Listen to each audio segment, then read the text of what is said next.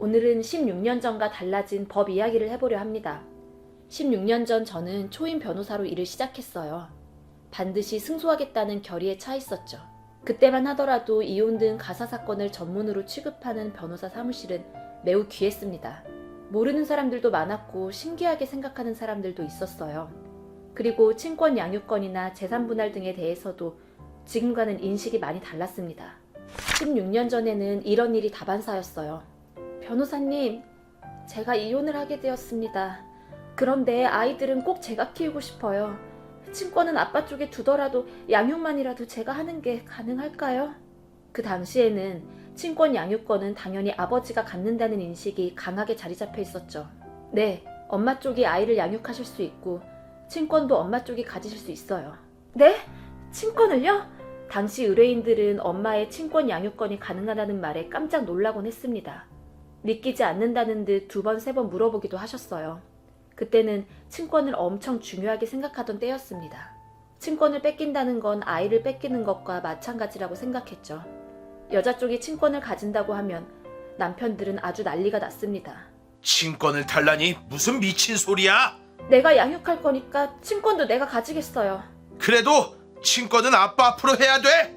사실 친권은 자녀가 미성년자일 때 법률 대리인을 한다는 권한일 뿐 자녀가 성년이 되면 사라지게 됩니다. 엄마가 친권을 가져도 자녀분은 가족관계 등록부에 그대로 올라가 있고 성도 바뀌지 않아요. 하지만 아무리 설명을 해도 사람들의 인식은 쉽게 바뀌지 않았습니다. 안 돼. 그래도 친권은 절대 줄 수 없어. 내 자식이야. 우리 집안 장손이라고. 그런가 하면 16년 전에는 양육비 또한 굉장히 적게 책정되었습니다. 아이 한 명당 20만 원으로 책정이 된 적도 있었어요. 20만 원이요? 20만 원으로 어떻게 아이를 키우라는 거예요? 아이와 굶어 죽으라는 소린가요? 저는 변호사로서 최선을 다해 조정을 했고 그 결과 아이 한 명당 양육비 40만 원으로 책정되었지만 그래도 턱없이 부족한 금액이었습니다. 당시 양육비는 한 아이당 보통 50만 원, 많으면 100만 원이었어요. 그마저도 제대로 지급되지 않으면 양육자는 빈곤에 놓일 수밖에 없었습니다. 그로 인해 많은 이혼 가정은 경제적 어려움에 시달릴 수밖에 없었어요. 그 당시 이혼은 아이를 빼앗기고 빈곤에 내몰리는 힘들고 무서운 일이었죠. 그래서 많은 사람들은 고통스러운 결혼 생활을 참고 살아갔습니다. 재산 분할에서도 힘든 점은 있었어요. 변호사님, 저 이혼하려고요. 결혼한 지는 1년 좀 넘었고 이혼 사유는 남편의 폭력이에요. 그리고 결혼할 때 남편은 아파트를 해오고 저는 혼수를 채웠어요. 대부분의 케이스에서 남편은 집을, 아내는 혼수를 해왔습니다. 하지만 재산 분할의 대상이 되는 건 혼인 중에 형성한 재산이고 결혼 생활이 짧은 경우 각자 해온 것을 다시 가져가게 되죠. 하지만 아파트의 가치는 그대로이거나 상승하는 경우가 많았지만 혼수는 중고로 팔아야 했고 그 가치는 반 이하로 떨어졌습니다. 이혼 사유가 남편에게 있어 이혼을 하게 되었어도 여자의 손해가 너무나 컸습니다.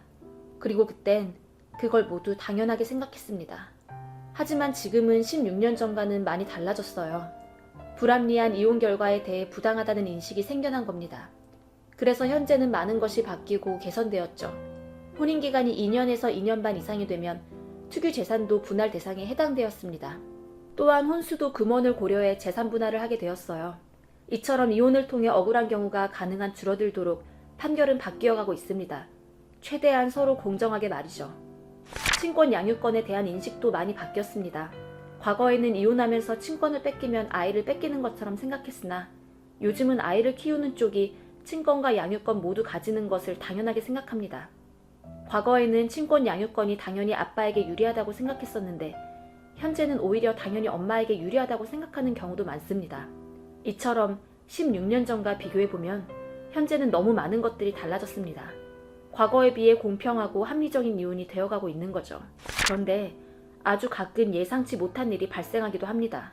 한 번은 이런 경우도 있었답니다. 변호사님, 저희 이혼은 하는데 재산 분할은 안 하기로 했어요. 네? 그게 무슨 말씀이신지. 그게 아파트를 팔아서 돈을 나눠야 하는데 지금 반년 만에 아파트 값이 1억이 넘게 올랐어요. 지금 팔면 손해예요. 절대 못 팔죠. 남편이랑 아주 오래간만에 의견 일치를 봤다니까요. 웃어야 할지 울어야 할지. 때는 바야흐로 2006년. 부동산 가격이 폭등하던 시절 있었던 이혼 소송 이야기예요. 재판부는 당연히 이혼 과정에서 아파트를 팔아 돈을 나누라고 하였으나 부부는 지금 팔기 아깝다며 거부했죠. 결국 부부는 공동 명의의 재산을 남겨둔 채 이혼을 하는 보기 드문 광경이 벌어지기도 했습니다. 그런데 2008년 아파트 값이 하락하기 시작하자 사정은 달라졌어요. 많은 사람들이 아파트를 당장 팔고 싶어 했고 지금 가격으로 빨리 정산해 달라고 하는 경우가 다반사였습니다. 부동산은 필요 없고 돈이나 다른 걸로 받겠다며 입장을 바꾸는 사람들도 있었죠. 폭락하는 가격 때문에 많은 사람들이 서로에게 부동산을 밀었습니다. 서로 손해보는 건 싫었던 거죠. 그런데 2010년 다시 부동산 가격이 상승했고 사람들은 다시 부동산을 가지겠다는 입장으로 바뀌었어요. 변화하는 부동산 가격에 따라 분쟁은 끝이 없었습니다. 한 번은 이런 일도 있었어요. 재판 결과 아내는 30%의 재산 분할을 받았습니다. 30%라고 하면 적다고 생각할 수도 있는데 의뢰인은 더 이상 질질 끌고 싶지 않다며 재산 분할 액수를 받아들였습니다. 그런데 며칠 후 의뢰인이 다시 저를 찾아왔어요. 변호사님, 며칠 만에 이렇게 다시 뵙게 될 줄은 몰랐네요. 그러게요. 그 돈도 못 주겠다며 남편이 항소를 할 줄이야. 상상도 못했어요. 법정에서 만난 의뢰인의 남편은 아주 억울하다는 입장이었습니다. 다 제가 일해서 번 돈인데 왜 그렇게 많이 떼줘야 합니까? 남편이 밖에서 경제활동을 할 때 아내 역시 집에서 많은 일들을 합니다. 아니 안 했다는 게 아니라 집안일 한 거 나도 아는데 그렇다고 돈을 그만큼 가져갈 일은 아니라는 거죠. 30%를 줘야 하다니요. 너무 많아요. 의뢰인의 남편은 액수가 문제가 아니라 그냥 아내에게 아무것도 주기 싫은 것처럼 보였습니다. 모든 과정을 지켜보던 판사님께서는 알겠습니다. 그 의견 받아들이겠습니다. 재산 분할을 다시 해보도록 하죠. 네, 감사합니다. 다시 해주세요. 저번 1심 판결 이후 몇 달 사이에 아파트 가격이 많이 올랐더군요. 오른 액수까지 포함해서 다시 분할하세요. 판사님은 급등한 부동산 가격을 포함해서 재산 분할을 다시 하라는 판결을 내렸고 결론적으로 저의 의뢰인은 오히려 더 많은 금액을 분할받게 되었습니다. 그렇게 급변하는 부동산 가격은 이혼 소송에도 많은 해프닝을 만들었습니다. 시대의 변화에 발맞춰 법과 판결 또한 계속해서 변화하고 있습니다. 변화하는 세상 속 수많은 사건들을 올바로 대처하는 변호사가 되자고 오늘도 다짐해봅니다.